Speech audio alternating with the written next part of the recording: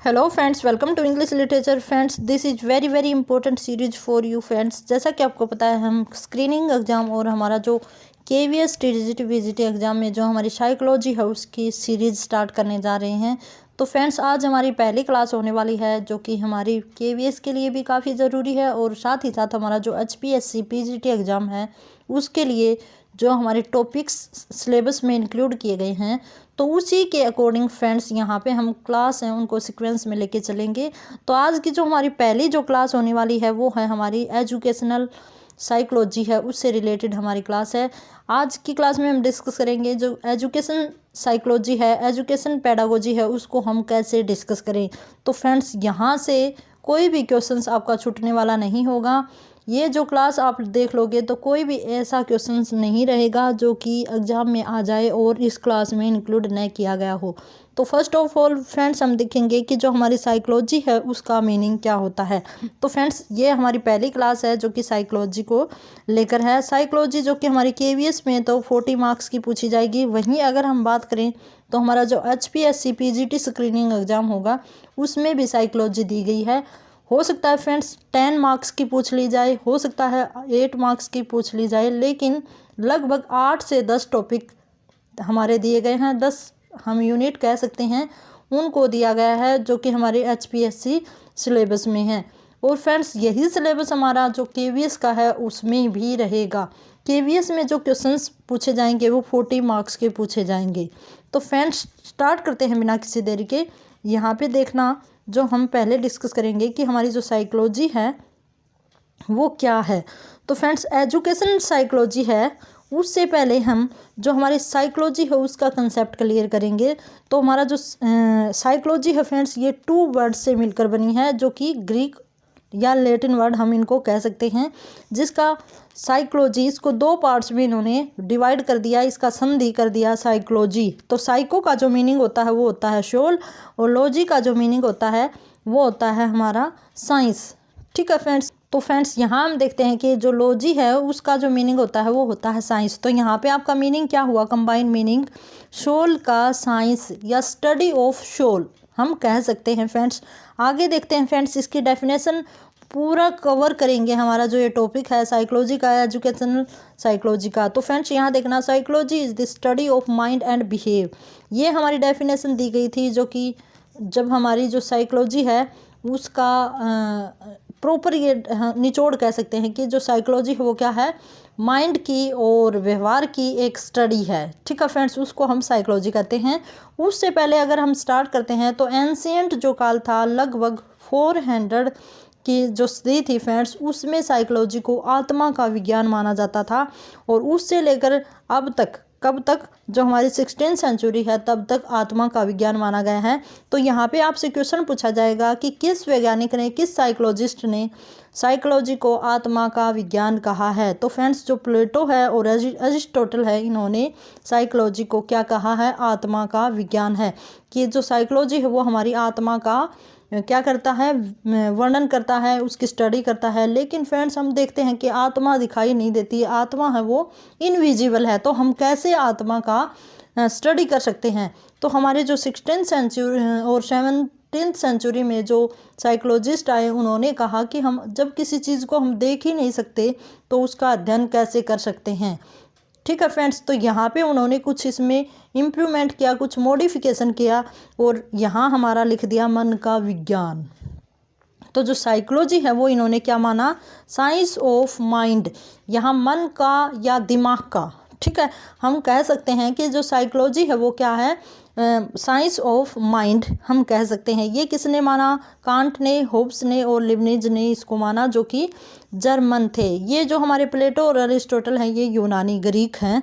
और इनके बाद कौन आए, कांट, होब्स और लिबनिज आए, जिन्होंने क्या माना, आत्मा का मन का विज्ञान। ठीक है फ्रेंड्स, इनके बाद जो हमारी साइकोलॉजी है उसका डेवलपमेंट होता गया। और फिर हमारी जो 18th 19th सेंचुरी थी उसमें जो साइकोलॉजी है उसको क्या माना गया, साइंस ऑफ कॉन्शियसनेस, कि जो चेतना है, जो हमारे अंदर जो भावना है, जो चेतना है, उसी का हमारा क्या है, ये विज्ञान है। तो फ्रेंड्स, ये मानने वाले थे हमारे विलियम वुंट, जिन्होंने पहली लैब को इस्टेब्लिश किया था। कब किया था? ये क्वेश्चन वेरी वेरी इंपॉर्टेंट रहता है फ्रेंड्स। 1879 में विलियम वोंट ने साइकोलॉजी के ऊपर एक लैब तैयार की और उसमें इन्होंने एक्सपेरिमेंट करने शुरू किए।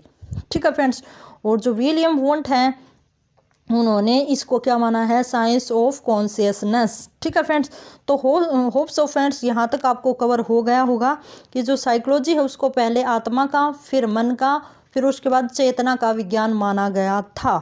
ठीक है, अब आगे चलते हैं फ्रेंड्स। जो देखना, एक बुक लिखी गई थी विलियम जेम्स के ऊपर, जेम्स ने मनोविज्ञान के सिद्धांत को लेकर। ठीक है फ्रेंड्स, और विलियम वुंट और विलियम जेम्स हैं, उन्होंने चेतना का विज्ञान कहा है साइकोलॉजी को। तो ये जो बुक थी वो लिखी गई थी 1890 में, ये बुक लिखी गई थी जिसका नेम है मनोविज्ञान का सिद्धांत। किसने लिखी थी? विलियम जेम्स ने। विलियम जेम्स कौन है जो कि साइकोलॉजी को चेतना का विज्ञान मानते हैं। ठीक है फ्रेंड्स, तो फ्रेंड्स अगर आपको कहीं भी कोई दिक्कत हो तो कमेंट बॉक्स में डालिएगा। कोई भी बाय द वे कोई गलती हो जाती है, मिस्टेक हो जाता है, तो फ्रेंड्स उसको इग्नोर करके उसको करेक्ट ज़रूर करिएगा। ठीक है फ्रेंड्स, आगे चलते हैं कि जो हमारी 20वीं सेंचुरी है, अब हमारी साइकोलॉजी है उसके ऊपर काफ़ी ज़्यादा रिसर्च वगैरह, एक्सपेरिमेंट वगैरह होने लगे भाई। ठीक है, तो हमारी जो 20वीं सेंचुरी में जो साइकोलॉजी है उसको क्या माना गया? Science of behaviour. और किसने माना ये? जे.बी. वॉटसन ने। जे.बी. वॉटसन ने कहा कि जो साइंस है, जो साइकोलॉजी है, वो हमारे बिहेव, जो बच्चा है, जो मानव है, उसका व्यवहार, उसको हम देख सकते हैं। न तो हम माइंड को देख सकते हैं, न हम मन को देख सकते हैं कि इस बंदे के अंदर क्या है, लेकिन हम जो बिहेव होता है उसको हम देख सकते हैं। और किसी के भी बिहेव से हम अंदाज़ा लगा सकते हैं कि इसकी जो पर्सनैलिटी है वो कैसी है। तो ये हमारी टर्म दी थी फ्रेंड्स जे.बी. वॉटसन ने। कब दी थी? 20वीं सेंचुरी में। अब चलते हैं डेफिनेशंस के ऊपर, जो कि हमारी साइकोलॉजी की। वुडवर्थ ने बहुत ही अच्छी डेफिनेशन दी है फ्रेंड्स, जो कि पूरी ही हमारी साइकोलॉजी को कवर कर लेती है। तो ये काफ़ी इम्पोर्टेंट ये हमारी डेफिनेशन रहती है। इन्होंने कहा कि मनोविज्ञान ने सबसे पहले अपनी आत्मा का त्याग किया, फिर अपने मन का त्याग किया, फिर उसके बाद चेतना का त्याग किया, और अब व्यवहार को स्वीकार किया है। तो फ्रेंड्स इस एक देखो गागर में सागर हम कह सकते हैं, छोटी सी डेफिनेशन में इन्होंने जो हमारे एंशिएंट साइकोलॉजी थी और अब तक की जो साइकोलॉजी है उसको कवर कर दिया। ठीक है फ्रेंड्स, अब चलते हैं आगे की ओर। आगे देखेंगे फ्रेंड्स, अब आता है हमारा टॉपिक साइकोलॉजी। कौन सी साइकोलॉजी? Education psychology. तो फ्रेंड्स जैसा कि आपको पता है कि जो साइकोलॉजी है उसके कई पार्ट्स हैं, कई शाखा हैं, कई उसकी ब्रांचेज हैं, जिसमें एक रहती है हमारी एजुकेशनल साइकोलॉजी। तो फ्रेंड्स इसकी डेफिनेशन से ही हम इसको क्लियर करेंगे कि एजुकेशनल साइकोलॉजी क्या होती है। वैसे तो आपको पता है कि एजुकेशनल मीन्स जो हमारी एजुकेशन से रिलेटेड साइकोलॉजी है, जो हमारी टीचिंग लर्निंग से रिलेटेड हमारी साइकोलॉजी है, जो हमारे रूल्स हैं जिसकी हेल्प से हम क्या करते हैं, हम बच्चे का विकास करते हैं, बच्चे को बहुत अच्छी क्या देते हैं, टीचिंग, उसको सीखने के लिए मटेरियल पर जो हमारा मंच है उसके लिए तैयार करते हैं, ताकि बच्चा है वो इजीली बहुत अच्छा सीख जाए। ठीक है फ्रेंड्स, अब चलते हैं डेफिनेशन के ऊपर, जिसकी बात करेंगे स्किनर की। Branch of psychology which deals with teaching and learning. तो जो हमारे स्किनर हैं उन्होंने क्या कहा है कि जो एजुकेशनल साइकोलॉजी है वो एक ब्रांच है साइकोलॉजी का ही। कैसी ब्रांच है? जिसमें टीचिंग और लर्निंग है। ठीक है फ्रेंड्स, आगे चलते हैं। क्रो एंड क्रो की हमारी सेकंड डेफिनेशन रहती है, education psychology describe and explains the learning experience of an individual from birth through old age. यहाँ जो क्रो एंड क्रो ने क्या कहा है भाई, जो एजुकेशन साइकोलॉजी है वो यह बताती है, यह डिस्क्राइब करती है, यह एक्सप्लेन करती है कि जो बच्चा है अपनी ताउम्र जो कुछ सीखता है, ठीक है, अपने आप जो ताउम्र जो सीखता है, जन्म से लेकर मृत्यु तक, उस सब का क्या है भाई, एक लर्निंग एक्सप्लेनेशन है वो। ठीक है, कि एक बच्चा है वो सीखता जाता है, तो उसी का जो एक्सप्लेनेशन दिया गया है, डिस्क्रिप्शन दिया गया है, वही हमारी क्या है, एजुकेशन साइकोलॉजी है। ठीक है फ्रेंड्स, आगे चलते हैं। जो नेक्स्ट रहती है वो है स्टीफन की डेफिनेशन है वो क्या है भाई, education psychology is the systematic study of the educational growth and development of a child. Sorry friends, यहाँ पे क्या कहता है कि जो स्टीफन है उन्होंने कहा है कि जो एजुकेशनल साइकोलॉजी है फ्रेंड्स वो एक सिस्टमेटिक स्टडी है, कि ऐसे नहीं कि हमने यहाँ से किया यहाँ से छोड़ दिया। जन्म से बच्चा जन्म लेता है उसके बाद से लेकर मृत्यु तक जो बच्चा होता है उसकी ग्रोथ को इसमें दिखाया जाता है, उसके डेवलपमेंट को इसमें दिखाया जाता है। तो यहाँ पे स्टीफन ने क्या कहा है, बहुत ही अच्छी इनकी डेफिनेशन है फ्रेंड्स। और एग्ज़ाम में जो HPSC है फ्रेंड्स वो आपसे काफ़ी डीप जो नॉलेज है उससे पूछ सकता है, ठीक है। तो यहाँ पे स्टीफन ने क्या कहा है कि जो एजुकेशन साइकोलॉजी फ्रेंड्स वो क्या है, systematic study of a child, जो कि ग्रोथ या डेवलपमेंट जो कि उसके जन्म से लेकर मृत्यु तक, ठीक है फ्रेंड्स। आगे चलते हैं, नीड ऑफ साइकोलॉजी। अब कहता है कि फ्रेंड्स जो एजुकेशनल साइकोलॉजी है उसकी हेल्प हमें क्यों पड़ती है, उसकी आवश्यकता हमें क्यों पड़ती है। तो फ्रेंड्स यहाँ हम देखते हैं, to make child in centred education. जो पहले हमारी एजुकेशन थी फ्रेंड्स, हम 19वीं सेंचुरी तक वहाँ पे हमारी एजुकेशन थी, उसमें टीचर सेंटर्ड हमारी एजुकेशन होती थी। और या फिर हम कह सकते हैं कि जो बुकीज़ या रूल रिलेटेड हमारी लर्निंग होती थी, जो हमारी स्टडी होती थी। लेकिन आज के टाइम में 20वीं सेंचुरी में जो हमारी एजुकेशन है फ्रेंड्स वो चाइल्ड सेंटर्ड हो गई है। इसमें जो करिकुलम और जो हमारे टीचर हैं वो किसके अकॉर्डिंग काम करते हैं, बच्चे की IQ के अकॉर्डिंग, बच्चे की उम्र के अकॉर्डिंग काम करते हैं, न कि बच्चे के ऊपर बर्डन डाल के उसको अपने अकॉर्डिंग काम करवाया जाता है। यहाँ हमारी जो साइकोलॉजी है, जो एजुकेशन है फ्रेंड्स, उसमें क्या दिया गया है कि बच्चे को किसी न किसी सिखाया जाए बिना किसी बर्डन के, बिना किसी साइकोलॉजिकल फिजिकल पनिशमेंट के, ठीक है फ्रेंड्स। तो ये हमारी 20वीं सेंचुरी की एजुकेशन है। आगे चलते हैं, रूसो की एक बुक थी फ्रेंड्स, इमाइल, जो कि फ्रेंड्स चाइल्ड सेंटर्ड एजुकेशन को ही शो करती है। यहाँ पे इन्होंने पहली बार जो रूसो थे उन्होंने अपने व्यूज़ रखे थे इमाइल अपनी बुक में, ठीक है फ्रेंड्स, जिसमें इन्होंने बताया था कि जो एजुकेशन होनी चाहिए वो बच्चे के अकॉर्डिंग होनी चाहिए, न कि टीचर के अकॉर्डिंग, ठीक है। आगे चलते हैं नेक्स्ट के ऊपर, शैक्षिक मनोविज्ञान की प्रकृति। यहाँ हम बात करेंगे जो हमारी एजुकेशनल साइकोलॉजी है उसका नेचर कैसा होना चाहिए, भाई कैसा नेचर है हमारी एजुकेशन साइकोलॉजी का। तो फ्रेंड्स यहाँ अगर हम बात करते हैं तो फर्स्ट है हमारा व्यवहारिक अध्ययन। जो एजुकेशनल साइकोलॉजी है फ्रेंड्स वो एक व्यवहारिक अध्ययन है, किसी भी बच्चे का व्यवहार का अध्ययन करना ही हमारी एजुकेशनल साइकोलॉजी है। वैज्ञानिक अध्ययन, यहाँ हमारा जैसा कि हमने देखा था स्टीफन की डेफिनेशन थी कि चाइल्ड के व्यवहार का, चाइल्ड के किसी भी उसके लाइफ का, उसके ग्रोथ एंड डेवलपमेंट का साइंटिफिक स्टडी है ये, ठीक है फ्रेंड्स। आगे चलते हैं, ये है सामाजिक अध्ययन है। ये बच्चे के या जो समूह होता है जिसमें बच्चा रहता है उसका जो ओवरऑल अध्ययन किया जाता है कि बच्चा होता है वो किस प्रकार की सोसाइटी में रहता है और कैसे सीखता है, ठीक है। आगे चलते हैं, सकारात्मक विज्ञान, यह है हमारे के है पॉजिटिव विज्ञान है। यहाँ पे कोई भी नेगेटिविटी नहीं है। हम देखो टीचर लोग होते हैं वो बच्चों को क्या कहते हैं, हमें कोई भी ऐसा नेगेटिव वर्ड वाला ऑप्शन है वो तो एलिमिनेट करना है, क्योंकि वो बच्चे के हित में नहीं होगा। यहाँ पे जो टीचिंग की जाएगी वो ओनली बच्चे को सेंटर में रख के ही की जाएगी। बच्चे के ऊपर हम किसी प्रकार का प्रेशर नहीं बना सकते, पनिशमेंट नहीं दे सकते, किसी प्रकार का उसे दंड नहीं दे सकते। इसको हम ओनली पॉजिटिव वे में ही बच्चे को क्या है सिखाना है, टीच करना है। आगे है आदर्श विज्ञान। यह हमारा क्या है, एक आदर्श विज्ञान हम कह सकते हैं कि जो हमारी साइकोलॉजी है फ्रेंड्स उसमें क्या किया जाता है कि ये होना चाहिए। जो आदर्शवाद है, जो साइकोलॉजी का एक संप्रदाय है, उसमें क्या सिखाया जाता है कि ये होना चाहिए, बच्चे को बहुत अच्छा एनवायरनमेंट मिलना चाहिए, बच्चे के लिए जो स्टडी मटेरियल होता है वो बहुत ही अच्छा होना चाहिए, बच्चे की पिटाई नहीं करनी चाहिए। तो जो चाहिए कि फॉर्म में आता है ना अच्छे पॉजिटिव वे में, वो हमारा होता है आदर्श। तो यहाँ पे जो हमारा विज्ञान है चाइल्ड साइकोलॉजी है या फिर हमारी एजुकेशनल साइकोलॉजी है उसमें यही बात, इन सब बातों का ध्यान रखा जाता है। आगे चलते हैं, हमारा जो सेकंड टॉपिक आता है friends, scope of education psychology.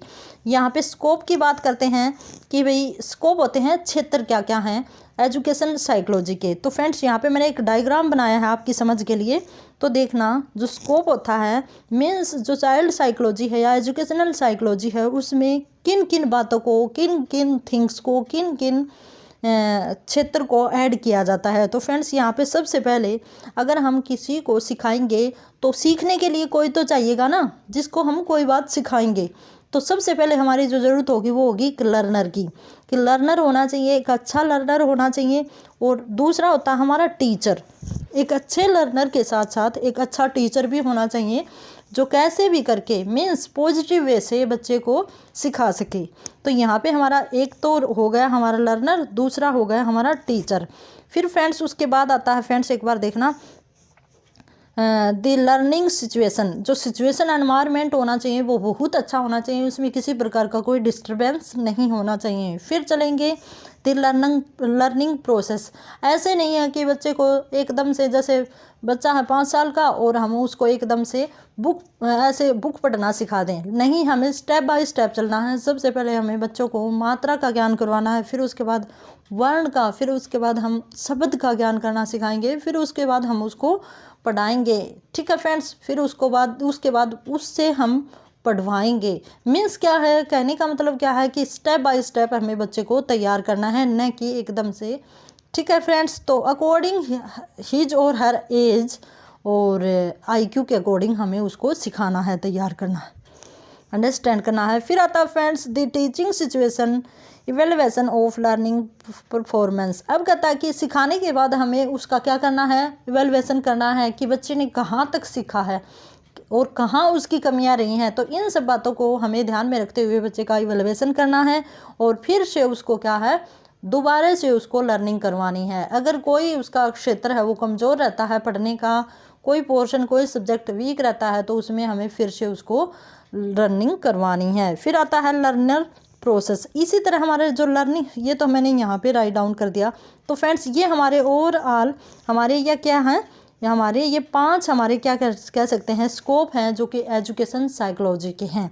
इनके बिना हम परफेक्ट टीचिंग नहीं कर सकते। ठीक है फ्रेंड्स, आगे चलते हैं। वैसे तो फ्रेंड्स हम बात करें तो हमारी जो टीचिंग एड्स हैं वो भी हैं। फिर हम देखते हैं कि जो हम बच्चे को सिखाने के लिए जो रुचि वगैरह है ये भी तैयार करना है। लेकिन जो मेन यहाँ पे बताए गए हैं वो 5 हमारे स्कोप हैं एजुकेशन साइकोलॉजी के।